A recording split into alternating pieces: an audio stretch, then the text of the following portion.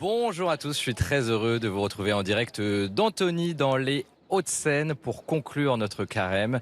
Dans une dizaine de minutes maintenant, nous célébrerons ensemble la messe des rameaux qui, vous le voyez, se prépare devant la chapelle de cette institution Sainte-Marie. Nous sommes dans la cour d'un établissement scolaire marianiste qui accueille 3000 élèves du CP aux classes préparatoires. C'est ici que nous avons donc choisi de vivre ce dimanche des rameaux qui ouvre la Semaine Sainte. Bonjour Chantal Desbarrières. Bonjour David. Merci d'être avec nous ce matin dans ce bel établissement scolaire. Vous êtes la directrice diocésaine de l'enseignement catholique ici dans les Hauts-de-Seine. Va, ta foi t'a sauvé, c'est le thème de notre carême. Cette année, nous explorons chaque dimanche jusqu'à Pâques le thème de la confiance. La confiance, comment se vit-elle dans l'enseignement catholique, dans un établissement scolaire comme celui-ci ? La confiance, je crois, est au cœur de notre enseignement catholique. Pourquoi ? Parce que cette confiance se vit aussi avec l'ensemble des personnes qui constituent nos communautés éducatives. Notre repère, c'est l'Évangile.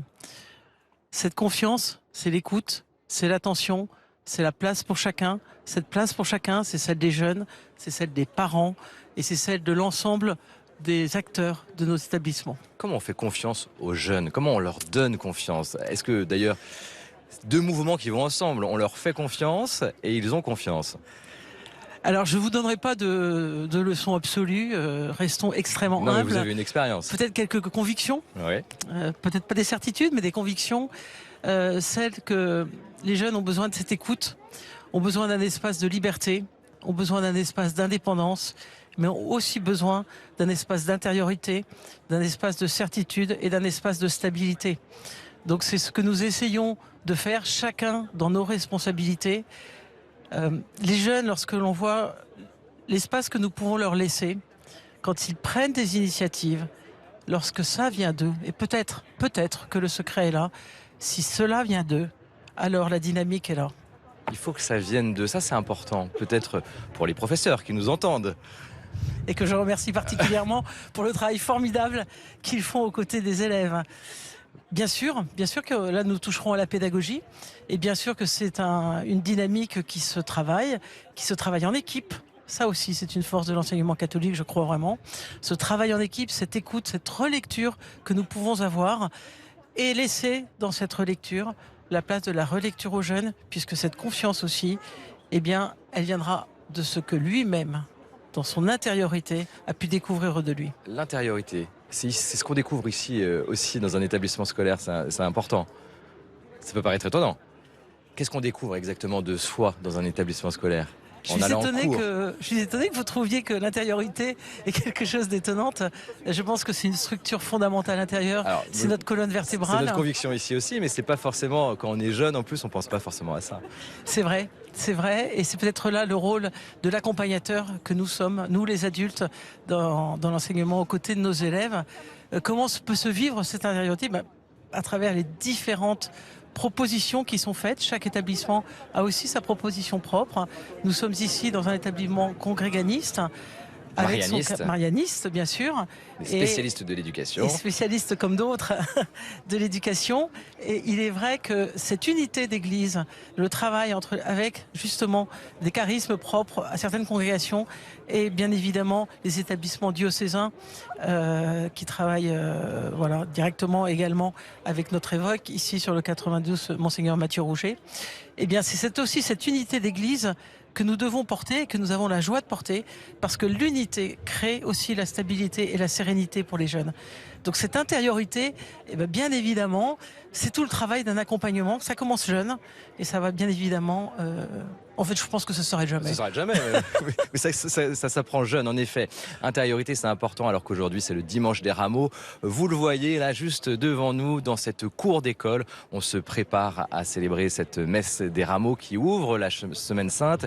Cette messe, elle commencera à l'extérieur, sur le parvis de l'église, et puis on rentrera dans l'église pour vivre la suite de la célébration. Alors, je vous ai demandé de choisir une phrase qui vous donne confiance, Chantal. Est-ce que vous pouvez me dire une phrase biblique ? Quelle phrase avez-vous choisi ? Alors cette phrase m'est venue tout à fait naturellement parce que c'est celle qui me porte depuis de longues années. Là, voilà, et cette qui phrase. plaît aussi, c'est Jean 3, 18, 24. N'aimons pas en parole ni par des discours, mais par des actes et en vérité. Et en vérité, Qu'est-ce qui est pourquoi ça important donne dans cette confiance? phrase? Ouais. Eh bien parce que l'action pour le jeune est aussi cette façon de se dire je sais faire, j'ai réussi à faire, ou peut-être parfois, j'ai échoué en partie, j'ai travaillé avec les autres, mais l'action, si elle ne se pose pas sur la vérité, nos jeunes ont besoin d'exigence, ont besoin de justice, ont besoin d'écoute. Et donc, sur ces bases-là, la vérité, compliquée, philosophique la vérité, mais en tout cas l'avoir comme repère, ne serait-ce que pour des jeunes, ne jamais mentir par exemple. Voilà Ouais, un alors, repère excessivement concrètement, qu'est-ce que ça exigeant. veut dire? Voilà, alors, ne jamais mentir. Ne jamais mentir, savoir travailler avec les autres, savoir reconnaître ses forces, ses faiblesses, Être en vérité avec soi. être en vérité avec soi, être en vérité avec les autres, savoir se regarder en face et savoir regarder l'autre en face. Le regard est important. Ah bah surtout quand on est jeune, non? On se construit sur le regard de l'autre. Oui, En partie. en partie. En partie. Et toute cette question justement de l'exercice entre l'autre et son intériorité. Et je crois que là, vous voyez parfois le cap de la jeunesse battu par les passions, des chemins parfois plus difficiles, plus complexes entre les enthousiasmes et les déceptions, voire les craintes. Les jeunes ne sont Eh pas bien, tous égaux par rapport à ça, par rapport à ce qu'ils vivent dès le départ. C'est-à-dire qu'il y en a qui vivent plus ou moins bien les déceptions, il y en a d'autres qui ont confiance en eux plus naturellement que d'autres. ce qui me semble aussi, justement par rapport à cette question, il peut y avoir des moments de solitude. Ouais. Et c'est là où je crois que nous avons la chance incroyable d'avoir l'espérance. C'est-à-dire peut-être, en tout cas je le crois, dire que dans cette solitude, quelle que soit la situation, que vous soyez en situation de grande joie ou peut-être parfois de profonde tristesse, eh bien on peut se sentir seul. Et dans cette solitude, il existe une présence. Cette présence, bien évidemment, la présence que je nommerais la présence de l'esprit à nos côtés, eh bien, c'est cette présence qui aussi donne confiance aux jeunes, puisque nous les invitons à découvrir et à être habités de cette présence. Parce que c'est pas facile d'exister quand même, de vivre. Il y a des difficultés, surtout en ce moment. Il y a cette crise écologique, il y a ces guerres, ces attentats, des crises économiques. Est-ce qu'ils ont confiance dans leur avenir, les jeunes que vous rencontrez, Chantal? Alors, je ne répondrai pas pour eux. Je ne répondrai pas pour eux. En revanche, je pense que notre accompagnement entre eux et avec eux, c'est justement de leur donner foi en l'avenir. Si dans un parcours plus personnel... Ça, c'est votre mission. Ouais. Oui, c'est notre mission et c'est ma conviction aussi, puisque quand on a rencontré dans un parcours plus personnel des adultes qui vous ont donné confiance, qui vous ont donné envie d'aller plus loin, eh bien, c'est bien cette foi en l'avenir. Et je crois que c'est le cœur de notre mission. Donner aux jeunes leur foi en l'avenir. Va, ta foi t'a sauvé, ça tombe bien, c'est le thème de notre carême. Il y a une image qui illustre notre carême depuis plusieurs dimanches. C'est ce tableau. Regardez, ce tableau, le voilà. C'est Jésus qui guérit un aveugle et lui dit « Va, ta foi t'a sauvé ». Cette image, qu'est-ce qu'elle vous inspire, Chantal?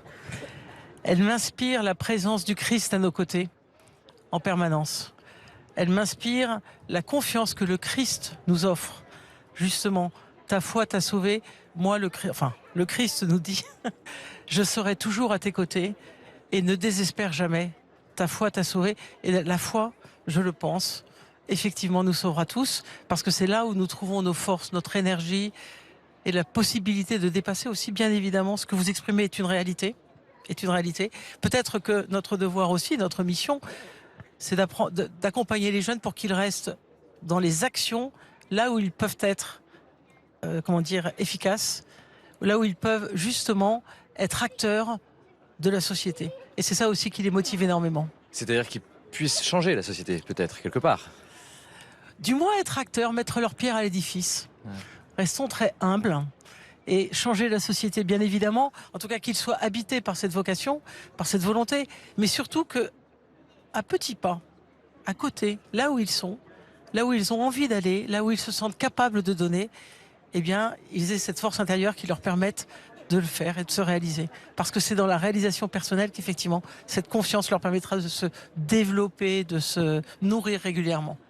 Chantal, nous allons entrer dans la Semaine Sainte avec ce dimanche des rameaux qui se prépare. Vous le voyez là sur le parvis de cette église de l'institution Sainte-Marie. Dimanche prochain, nous célébrerons Pâques, la grande fête de la résurrection. Qu'est-ce que ça veut dire ce mot résurrection pour vous, pour une professionnelle de l'enseignement, de la pédagogie? Comment elle vous parle, ce mot-là? Il est magique.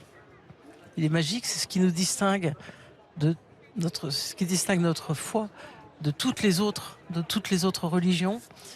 C'est l'espérance profonde, éternelle, cette notion d'éternité qui touche aussi les jeunes. Eh bien, elle trouve sa réponse dans la résurrection du Christ.